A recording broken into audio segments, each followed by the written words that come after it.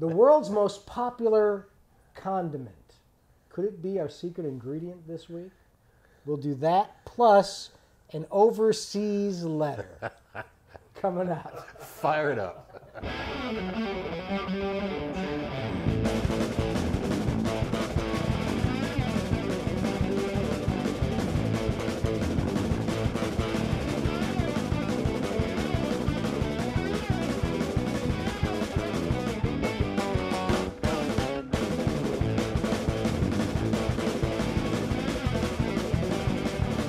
The birthplace of American barbecue. We're in Mount Pleasant, South Carolina, the low country of South Carolina, and this is Great TV. Go West. Jack Wade, three-time South Carolina state champion, also the founder of barbecue CarolinaPitmasters.com. And that's coming up. That is coming up March the 11th and 12th in Summerville, South Carolina, out of the Dorchester Shrine Club. We're going to learn all about barbecue out there. So people can just go to the website now and still get in on it? Absolutely. www.CarolinaPitmasters.com. And you'll have some beer out there too? Sure. We're drinking RJ Rockers. You know, we try to keep it local, and this is Spartanburg, South Carolina, RJ Rockers. Hey, I'll tell you, I'm almost finished with this one. It's a mighty tasty brew. We thank the people at RJ Rockers for tuning in and tuning up and tuning out. Thank you very much. Tony's got his. Mary's got hers. We're doing good. We're all Patriot Pale. I like it. We always say it's Great TV, the show that takes about a beer. So, you know. Actually, I'm done. It's time to get another done. One. We'll get the bartender to fire you another one up. Mm-hmm. Bartender. Let's get right into the letter here today. This was, I said, an overseas letter. Actually, so I wasn't wrong. I said from Australia. Yeah, okay. It is. She says, "Hi guys, I'm a Swedish chick. Swedish chick in Australia. Oh, that's all better then, isn't it? Swedish chick in Australia, who follow and love your show. Awesome. We currently, We have it'd quite a only following be better in if it'd be Australia. like a Swedish volleyball player or something. That would be. Good day. Good day. I'm a Swedish chick in Australia who follow and love your show. We currently need to replace a rusted out Aussie smoker swing barbecue. What's that? Probably sits over top of a fire, set up on a tripod of some kind and swings. That's my guess. Okay. Never heard of a swing barbecue. So. For the Outback.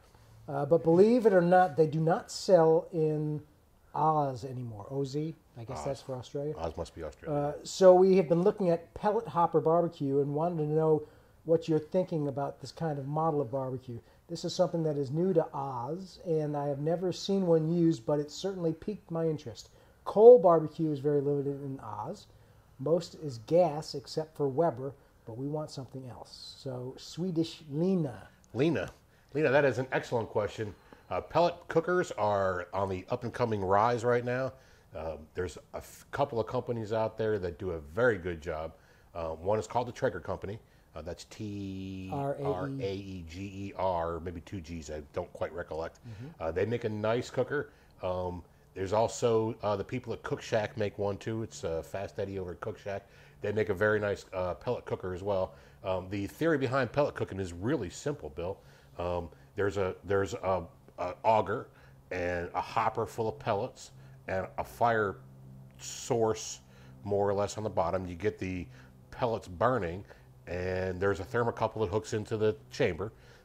As the heat needs to increase in the chamber, the auger turns on, feeds more pellets to the fire, and lo and behold, you get more heat. And an auger sounds like it'd be kind of, overly mechanical, but apparently they maintain a really consistent heat, right? Yeah, they really do. They're great cookers for maintaining heat. They're definitely set it and forget it. Good cookers. The only drawback to them is that the pellet burns very efficiently and doesn't produce a lot of smoke. So you may have to get into putting a secondary smoke, a smoke pistol in or something along those lines to get a lot of smoke in them. They were very popular on the competition circuit, pellet cookers were, and still are, as a matter of fact. A lot of people use them only because you can get an exact temperature and you know what you're doing, and you can set your meat in there. You can run the same timelines. You know what your temperatures are going to be. They're insulated. They do well. So Yeah, I hadn't heard that. I thought that they had just as much smoke. So they burn efficiently. They are efficient cookers. So and you know when you're processing, it's the same with most of the processed stuff. They're making pellets out of sawdust basically.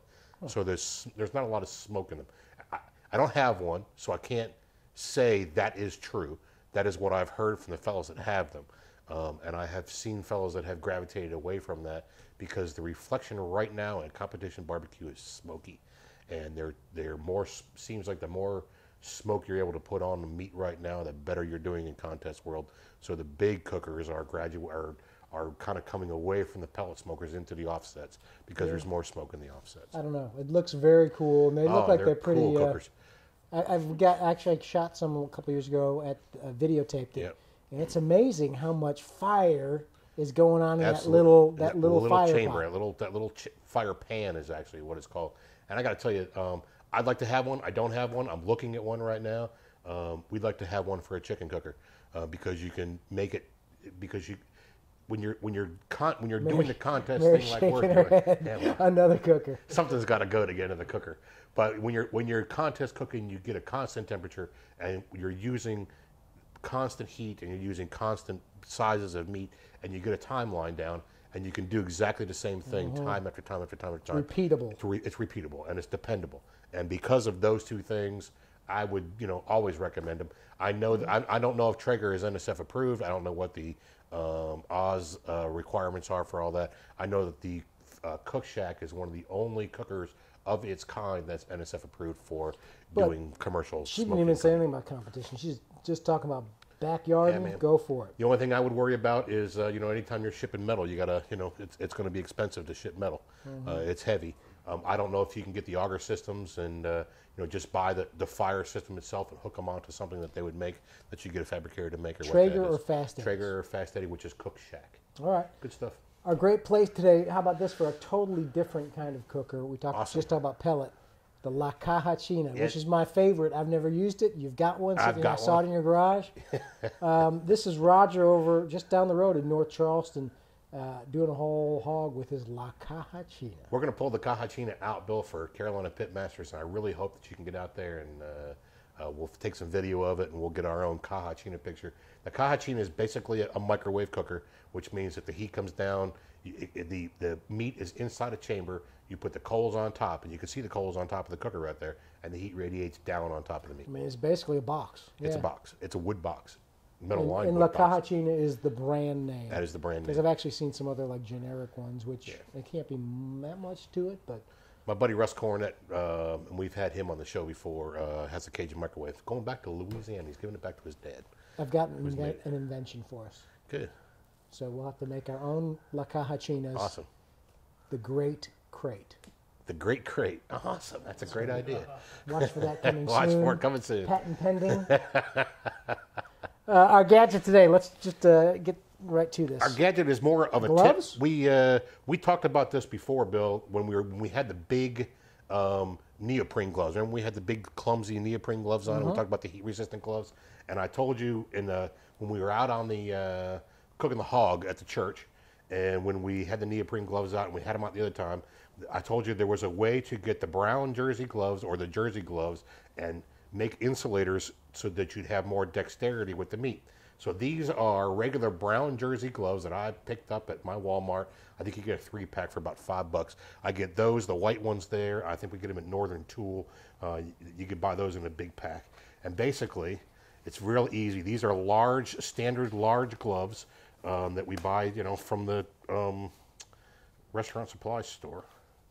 And all you do is put on your gloves, and then you put your jersey gloves, and then you put your regular gloves over top of them, and lo and behold, you have good dexterity gloves for Restaurant supply store is going to be better than medical supply or something like that. Yeah, because you're not powdered. I get my gloves at Sam's. I'll be honest with you. And there you have it. You have insulation so that when you're working with the hot meat. Now this is not for taking the meat off the pits. You still use the big neoprene gloves to take the meat off the pits. But once it rests a little while, if you want to break it up, it's always hot when you break up the meat. I know you. But it's also kind of what you can stand, right? That's right. But you'll be able to stand a lot more, and you can see here that if you're going to be picking out chunks or taking the fat out. You get a lot more dexterity with this particular thing right here. Great stuff right there. We use them all the time. We have given this tip to 1,000 people, and everybody uses it. So I would suggest you get it on. Just a tip, a trick. Just a trick. So in replacement of neoprene gloves, work glove or canvas glove, this is for getting down to the fine dexterity of it all when you're getting into it. Our website. Oh, well, we need to go to another beer, Mary. Would you mind? You can shake that. That camera can shake. You don't have to pause it. Just grab a whatever's Where's my in there. beer? I've got my RJ website Rockers. of the week. See, I've got a real job, which is this radio station. So, my job is on the line unless we get some more website traffic. So there you go. That's my plug. Please come and visit our website. It's WEZL FM 103.5. And I got to tell you, if you want an interesting morning show or afternoon show, Bill is the afternoon personality there. Officially, it's midday. Midday, is that what they call it? Yeah. Yes. And we love Bill West on the radio, and we love WEZO. So country music stuff. In fact, I'm doing a country podcast every week that you are welcome to check out. Search, because a lot of people are on iTunes. Search Twangz, TWANGZ. So that's my plug for WEZL.com. WEZO Radio. Our website. Listen to it. All right, finally, Looks our good, doesn't it? ingredient, actually inspired by Matt Ingmeyer, who sent us a little note on Facebook. Just saw an article on barbecue tricks about salsa and was wondering, have y'all ever used that as a secret ingredient? And we haven't. But, I have. I mean, you have, but we haven't talked about it yet. So We have let's not, talk. and I'm surprised we have not talked about it. Salsa brings everything you'd want to have in a marinade, in my opinion. Brings acid, brings tomato, brings onion, brings everything you'd ever need. I have been known in my past to take boneless, skinless chicken breast, drop it in a bag, put a bottle of salsa in on top of it, let it sit for the morning while I'm working or whatever, and come back, take it out, throw it on the grill, and cook it. The only thing you got to worry about is the usual stuff that the tomatoes will burn, so you don't want to go ahead and hit it with big fire. But certainly salsa is good stuff.